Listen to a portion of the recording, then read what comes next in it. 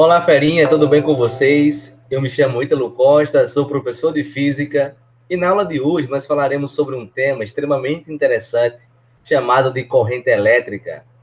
Para quem acompanha as provas do Enem, sabe muito bem que as questões de física são altamente correlacionadas e contextualizadas com algo do cotidiano.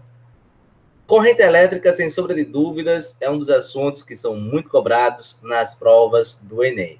Então fica ligado porque eu falaria aqui sobre temas importantes que tu não pode ir para a prova sem revisar, ok?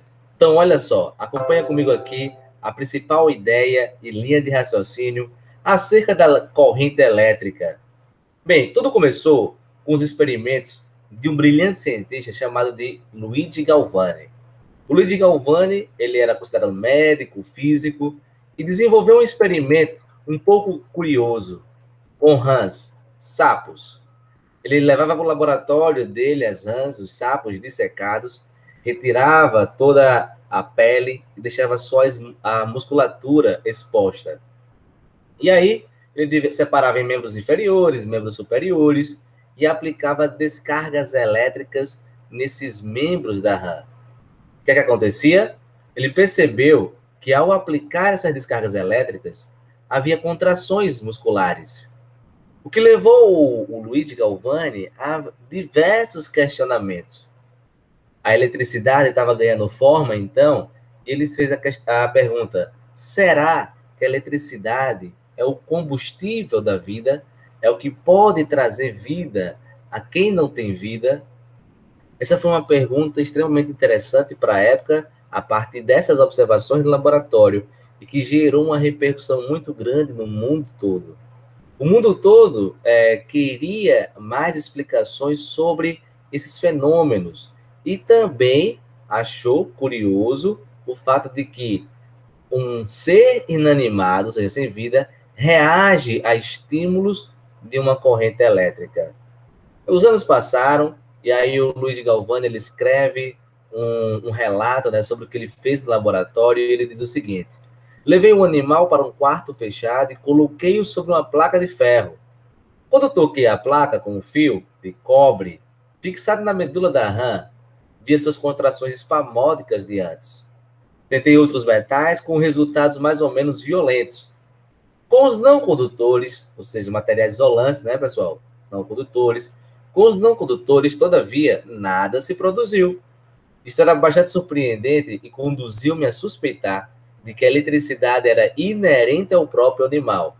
Suspeita que foi confirmada pela observação de que uma espécie de circuito nervoso sutil fecha-se dos nervos aos músculos quando as contrações se produzem. Então, esse experimento, aparentemente macabro, né, trouxe à luz diversos conceitos, não somente físicos, como biológicos. A ideia de que existe um circuito nervoso nos seres vivos. Então, tudo isso começou com o Luigi Galvani.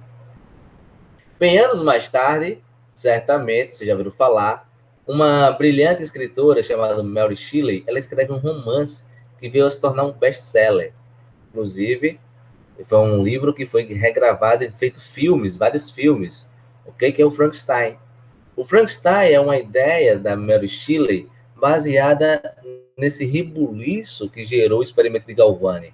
E é um cientista maluco, ele vai montando lá uma espécie de um ser humano, né? Pega a cabeça de um, vai costurando a cabeça, braço, e numa bela noite de tempestade, cai um raio sobre ele e ele ganha vida.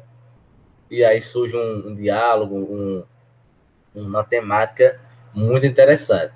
Então, tudo isso está aí na efervescência do conhecimento, né, acerca da eletricidade, da eletrodinâmica, cargas elétricas e outras coisas mais. Bem, mas vamos voltar a falar sobre física. O Ampère foi um brilhante cientista francês. Ele veio a trazer uma contribuição mais concreta sobre a corrente elétrica. Então, o Ampère ele é considerado o início, o cara que deu início à eletrodinâmica. E ele disse o seguinte: olha só, se você imaginar um fio, o fio tem um formato aproximadamente cilíndrico. No interior dele existem cargas, existem partículas carregadas. Essas partículas elas têm um movimento aleatório, elas têm um movimento desordenado. No entanto, se você aplicar nas extremidades desse fio, através de uma pilha, por exemplo, uma diferença de potencial, ou professor, já existia pilha naquela época? Existia. Vocês que estão no terceiro ano sabem que antes do Ampere veio o Alessandro Volta, um dos caras que inventou a pilha. Inclusive, ele propôs a grandeza potencial elétrico. Então, ó, se você aplica aos terminais desse fio uma diferença de potencial, usando uma pilha, por exemplo, afinal de contas, a pilha, como toda boa pilha, né, elas possuem dois polos, o polo positivo e o polo negativo. Então, se você aplica uma diferença de potencial entre os terminais desse fio, surge um fluxo ordenado dessas partículas carregadas. E é esse fenômeno que o Ampère vai chamar de corrente elétrica. Ele vai dizer o seguinte: olha, a corrente elétrica é o fenômeno ordenado, isto é, com direção e sentido preferenciais de portadores de carga elétrica. Então, para o Ampère, a corrente elétrica é o fluxo ordenado de cargas elétricas. Na época do Ampère, não se sabia muito bem, não tinha certeza ao certo, né? Até porque o átomo era muito pouco conhecido e muito pouco explorado. Então, não se sabia naquela época se o que se moviam eram prótons ou eram elétrons. O fato é que as cargas se movimentavam. Então, o Ampère resolveu adotar um sentido do movimento para as cargas, que ele chamou de sentido convencional, que é o sentido dele, ele que convencionou. Porém, anos mais tarde, muitos anos mais tarde, a gente percebeu que o sentido que o Ampère adotou não é o sentido real. O sentido real, que acontece no mundo real, ele é composto de. A corrente elétrica, né, melhor dizendo assim, ela é composta de cargas negativas fluindo do polo negativo em direção ao polo positivo. Ao passo que o Ampère propôs que a corrente elétrica era cargas positivas saindo de um terminal positivo, né, do polo positivo, indo em direção ao polo negativo. Aí, por razões históricas, vários países espalhados pelo mundo, inclusive o Brasil, desde o ensino médio até a faculdade, nós iremos adotar que a corrente elétrica tem um sentido convencional. Essa é a maneira que a gente encontra de homenagear o Ampère, adotando o sentido convencional. Então, na tua prova do Enem, o sentido que vai ser cobrado é o convencional. É o que corresponde com a realidade? Não. Mas é o que o Ampère propôs à sua época. E a corrente elétrica ela é composta de cargas positivas que saem do polo positivo e vão em direção ao polo negativo. Bem, para a gente aqui, pessoal, a nível médio, basicamente quem vai fornecer diferença de potencial aos nossos circuitos que nós iremos montar no futuro, ou são pilhas ou são baterias. Note que tanto a pilha quanto a bateria tem um polo positivo e um polo negativo. E entre esses polos se estabelece uma diferença de potencial. Não esqueça disso. Aí nós iremos ver que a corrente elétrica ela pode ser calculada matematicamente. E foi isso que o Ampère fez. Ele usou a imaginação da seguinte forma: olha, um fio pelo qual passa uma corrente ordenada, ele pode ser cortado de forma imaginária na perpendicular. E essa região que eu fiz um corte imaginário delimita uma área pela qual passam cargas carregadas. Então o Ampère disse, olha, a corrente elétrica dentro de um fio, ele chama pela letra I, é a quantidade de carga que está atravessando esse fio, que ele chamou de Q, dividido pelo intervalo de tempo. É a quanto de carga está passando num certo intervalo de tempo. Professor, então corrente elétrica que é um fluxo ordenado de carga, se eu for calcular ela, qual vai ser a unidade de medida? Olha, no sistema internacional você vai usar o ampere, que é justamente carga por tempo, é o coulomb por segundo. Ok? Dito isto, nós iremos falar agora que existem dois tipos de corrente elétrica.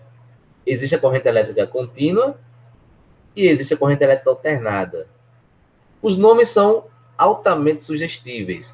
A corrente elétrica contínua é mais simples, que é a corrente fornecida por pilha e baterias. É aquela que diz que o tempo está passando e à medida que o tempo passa, a corrente é sempre a mesma, ela é contínua, ela não muda. Já a corrente alternada, ela informa que o tempo está passando e à medida que o tempo passa, o valor de corrente ele está alternando. Ele tem picos e tem vales. Então, pessoal, você pode ver aqui que a tomada na nossa residência tem corrente alternada. Mas isso não é o mais importante. O mais importante é que se você tiver um gráfico da corrente elétrica em função do tempo, Calcular a área desse gráfico é a mesma coisa que calcular a quantidade de corrente que está atravessando um fio ou qualquer outra estrutura que seja. Beleza, fera? Então, não tem erro. Olhou um gráfico que analisa a corrente pelo tempo, vai lá, calcula a área desse gráfico e você vai ter a quantidade de carga que está atravessando esse fio naquele intervalo de tempo que você delimitou. Beleza? Então, essa é uma conclusão extremamente importante. Avançando nos nossos conceitos, aí eu trouxe questões. Bem, a primeira questão diz o seguinte, olha, você já repara de cara que tem um gráfico, né, da corrente pelo tempo. Diz assim, na figura, temos o gráfico da intensidade em função do tempo para uma corrente elétrica que percorre um fio. A intensidade média da corrente que passa por uma seção reta do fio, entre os instantes 0 e 6 segundos, é em ampere. Então, pessoal, ele deu um gráfico da corrente elétrica em função do tempo e pediu a corrente média. O que foi que nós aprendemos agora há pouco? Nós aprendemos que, se diante de um gráfico, calcular a área é a mesma coisa que calcular a quantidade de corrente. Aí, esse área aqui é a área do trapézio. Todo mundo sabe a área do trapézio. É base maior mais base menor vezes a altura sobre 2. A base maior, de acordo com o gráfico, é 6. A base menor, de acordo com o gráfico, é 2. E a altura é 3. 6 mais 2 dá 8. 8 vezes 3 dá 24. 24 por 2 dá 12 coulomb. Mas não é isso que ele quer. Ele não quer a quantidade de carga que está atravessando. Ele quer a corrente elétrica média. A corrente a gente viu que é a quantidade de carga sobre tempo. A quantidade de carga que tu acabou de encontrar e o tempo vai de 0 até 6, que é 6. Então, tu vai obter uma corrente de 2 amperes. Então, veja aí que nós temos um exemplo 1, analisando gráficos, usando a propriedade que eu acabei de citar para todos vocês, que no gráfico da corrente pelo tempo, basta calcular a área que tu vai ter justamente a quantidade de carga. Ok, pessoal? Então, fica com essa informação aí na cabeça, fica com essa dica, porque ela é extremamente importante caso seja cobrada a tua prova do Enem. Bem, uma outra questão que eu trouxe aqui para vocês, também envolvendo gráficos, da corrente elétrica de novo, em do tempo, para um dispositivo especial que é chamado de capacitor. Note que a corrente aqui está em miliampere. Então, um aluno que não estivesse atento, muito provavelmente ele iria errar essa questão, por conta desse detalhe que está aqui no gráfico. E diz assim, o capacitor é um elemento do circuito muito utilizado em aparelhos eletrônicos, de regimes alternados ou contínuos. Então, ele está descrevendo aqui, pessoal, um capacitor, que é um dispositivo eletrônico. Quando seus dois terminais são ligados a uma fonte, ele é capaz de armazenar cargas elétricas.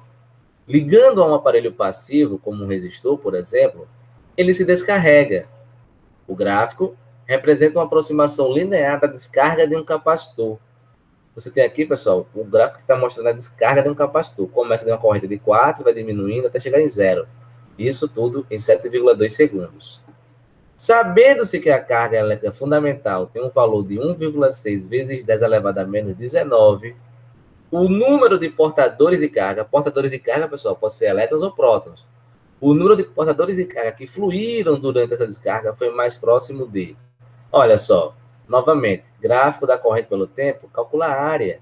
Então, vai ter a quantidade de carga. A área de um triângulo, que é base vezes altura, sobre 2. A base é 7,2. E aqui, ó, a altura é 4, mas é 4 vezes 10 a menos 3 por 2. Fazendo essa conta matemática simples, tu vai encontrar que a quantidade de carga que atravessa esse fio de 0 até 7 segundos, até 7,2 segundos, perdão, é de 14,4 vezes 10 elevado a menos 3 coulomb. Para achar agora o número de portadores de carga, tu vai usar aquela expressão da quantização da carga elétrica, né?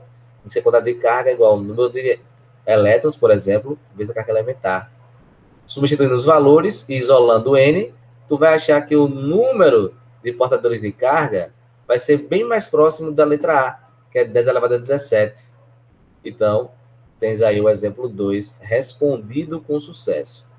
Então, pessoal, a nossa lição da aula de hoje era escrever e explicar sobre a corrente elétrica. A corrente elétrica é um fenômeno físico extremamente importante e presente no nosso dia a dia. Então, a dica que eu tenho para vocês, pessoal, continue estudando, continue fazendo bastante exercício, que com certeza, se chegar na prova do Enem, questões dessa natureza, você vai tirar de letra, vai tirar uma nota muito boa para entrar no curso que você deseja. Ok? Então, desejo a todos vocês bons estudos, beijo no coração e até a próxima. Bye, bye, pessoal. Vejo vocês. Tchau, tchau.